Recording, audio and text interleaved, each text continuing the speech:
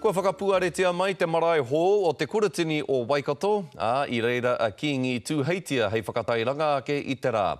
Ko te kōpū mania o Kirikiriroa te ingoa o te whare, i tāanga te kawa ki taua whare i te atapō nei. Hei tā te kuratini ka noho te marae nei e rua ira kati rua te 2 miliona tāra te uara.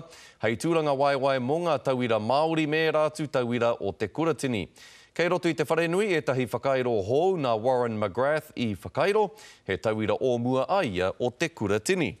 He koanga ngākau koe ke tātou, ki tēnei rā, he rā i kiti ai te puāwaitanga o te whakaaro. E hake i te wharenui tawhito, e wharenui hou mo tēnei wā.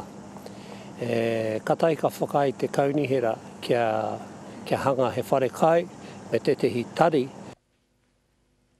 Hei tā te tāhuhu rangapū o te kuratini a Mark Flowers, mā te marae nei e kitea mai ai e ngā manuhiri tūārangi te ahurea Māori.